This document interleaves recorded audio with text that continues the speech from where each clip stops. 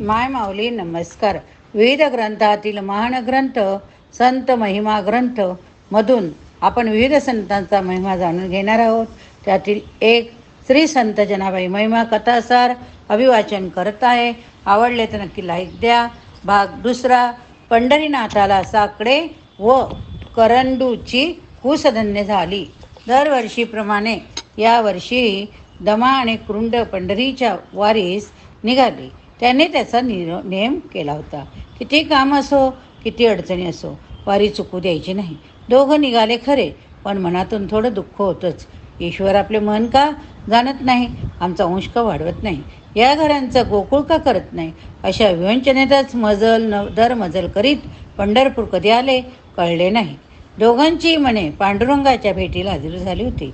लांबून मंदिराचा कळस दिसू लागताच पायांना आणखी गती वाढली. पावलं झपाझप चालू लागले. चंद्रभागेचं वाळवंट येताच हातातील खांद्यावरील सामान वाळवर ठेवलं. चंद्रभागेच्या पवित्र पाण्यात डुबकी मारली. प्रवासाचा सारा क्षणात अलकावून गेला. अधीरतेने दमा कृंड मंदिराच्या समोर दरवाजासमोर येऊन उभे राहिले. दोन्ही हात जोडून मान वर करून कळसाचं दर्शन घेतलं. मग एक एक पायरी चढू लागले.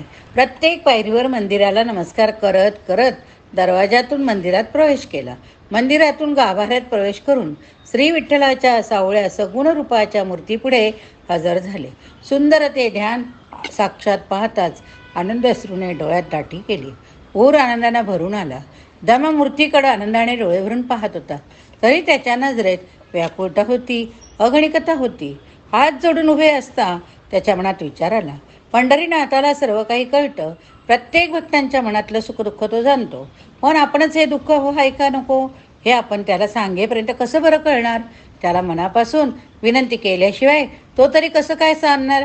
म्हणून त्याची प्रार्थना करून त्याला सांगितलंच पाहिजे, त्याला साकडं घातलंच पाहिजे.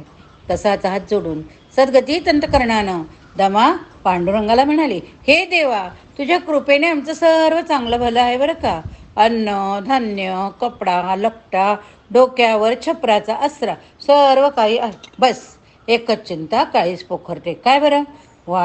वाडवडिलांपासून चालतात आलेली तुझ्या भक्तीची वारीची परंपरा आमच्या जीवात जीव असेपर्यंत आम्ही चालवच. पण आमच्या मागे ही परंपरा पुढे कोण चालवणार? ती बंद होऊन जाणार. आमचा वंश वेलीवर फुलत नाही तर मग ही परंपरा चालणार कशी? हे देवा, आमच्या पुढच्या पिढीच्या हातून ही तुझी सेवा घडू दे. ही परंपरा अखंड चालत राहू दे. म्हणूनच आम्हाला संतती लाभू दे. देवा, पुत्र प्राप्त व्हावं असा आशीर्वाद दे. दमाच्या शेजारी करुंडची हात जोडून उभी होती. एक टक पांडुरंगाकडे पाहताना तिच्या मनातून ती सुद्धा दमासारखीच प्रार्थना करीत असावी. कारण दोघांचेही मने भक्ती अतिशय निर्मळ होती. या मनातले विचार त्या मनात अगदी सहज प्रवेश करून जात. दोघं मनानेही एकरूपच झाले होते. आज गाभाऱ्यातून बाहेर पडताना दोघांनाही कसं हलकं हलकं वाटत होतं.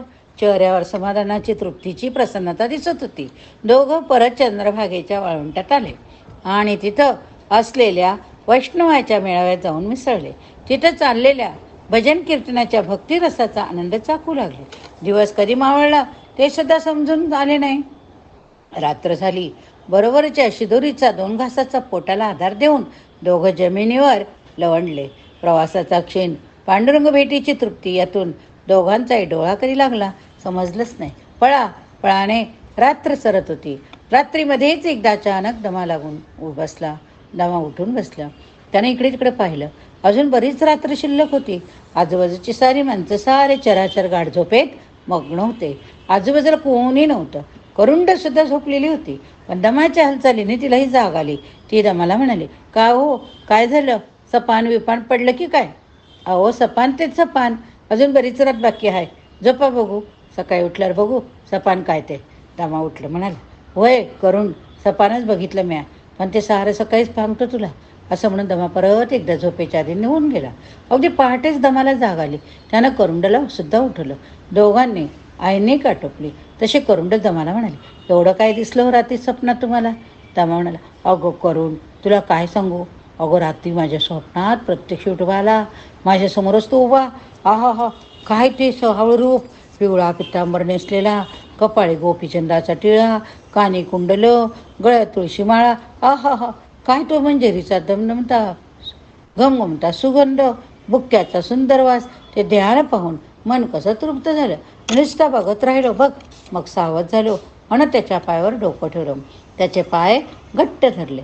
आपल्या प्रेमळ हातांनी माझ्या दोन्ही दंडाला धरून उठवत देव म्हणाले, दमा उठ, तुझी प्रार्थना मी ऐकली, पण काय करू मी? तुझ्या नशिबात मुलगा होण्याचा योगच नाही. पण तरी काळजी करू नको, तू फार भाग्यवान. तुझ्या पोटी एक मुलगी जन्म घेणार आहे. काय मुलगी? ती मुलगी फार मोठी भाग्यवान हो. ती मोठी सदाचारी सद्गुणी असेल बरं का. तिच्यामुळे तुझ्या कुळाचा उद्धार होणार आहे.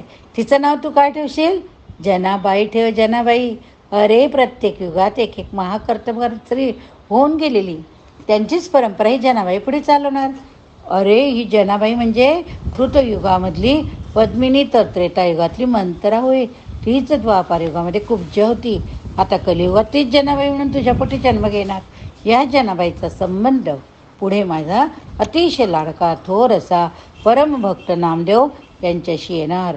जनाचे चरित्र हे नामदेवाच्या चरित्राचा एक भाग होऊन जाणार. म्हणूनच ती जेव्हा थोडी मोठी होईल तेव्हा तू पंढरपूरला संत नामदेवाच्या घरी जा आणि तिला दामाशेटच्या पायावर ठेव. ती त्यांनाच अर्पण कर, तेथेच तिचे भलं होईल. एवढे सांगून तो निघून गेला. गुप्त झाला. दमाने सांगितलेलं ऐकून करुंडच्या डोळ्यात आनंदाश्रू जमा झाले. हात जोडून ती म्हणाली, आहा, बघा तो देव किती कनवाळू कृपाळू. तो खरी भक्ती कधी वाया जाऊ देत नाही हो. अहो आपण गरीब दरिद्री यांना पोर दिलं तर सांभाळ कसं करणार याची बी चिंता त्यालाच पडलेली. ती बी सोडवायचा मार्ग त्यानं लगी सांगून टाकलं बघा. समधी त्याचीच कृपा आहे धनी, त्याचीच कृपा आहे. दोघांनी परत एकदा वर आभाळाकडे पाहून हात जोडले. त्याला लांबून दिसणाऱ्या पांडुरंगाच्या कळसाला नमस्कार केला. समाधानाचा सुस्कारा सोडला. आता चंद्रभागेचं अवघं वाळवंट जागा झालं होतं. सगळीकडे लगबग सुरू झाली होती. आंघोळी, पूजा अर्चा, सकाळची सर्व काही कामं, प्रार्थना, नित्यनेमाचे अभंग याचे आवाज कानावर पडू लागले. ज्यांनी लवकर उठून हे सर्व आटोपलं होतं की आपली पडशी खांद्यावर टाकून परतीच्या मार्गाला लागले होते. दमाने करुंडला सुद्धा आता गावाची ओढ लागली होती. करुंडची कूस धन्य झाली. दमा आणि कृंड दोघे आपल्या गावाला गंगाखेडला परत आले. त्यांचा आनंद आता गगनात मावत नव्हता. घरी आल्या आल्या त्यांनी घरच्या देवापुढे गुळाचा खडा ठेवला, नमस्कार केला, आपली नेहमीची कामे सुरू केली. आता कृंडचं गर्भारपण, तिचं बाळ, त्यांचं बारसं, त्यांचं घरभरचं रांगणं, दुडणं, त्यांचं बोबडं बोलणं, बघता बघता मुलगी मोठी होऊन तिचं होणारं लग्न, अशा प्रकारची स्वप्न रंगवत पाहण्यातच त्याचा एक एक दिवस जाऊ लागला. असाच एक दिवस कृंड नेहमीप्रमाणे आनंदाने उत्साहाने काम करीत होता. अचानक कृंडला चक्कर येऊन ती पटकन बसली. आजूबाजूच्या बायका जमल्या. तोंडावर पाणी मारलं, पाणी प्यायला दिलं. तसं तिला मळमळल्यासारखं व्हायला लागलं. थोड्या वेळानं तिला बरं वाटलं. तसं तिनं तिथं बसलेल्या बायकांना विचारलं, आज अचानक असं कसं झालं मला? तसं सगळ्यांनी एकमेकाकडे पण मिश्किलपणे हसू लागल्या. एका सुरगात म्हणाल्या, अगं आता चिंचा आवळं खा म्हणजे आणखी बरं वाटेल तुला. म्हणजे अशी चेष्टा काय करता?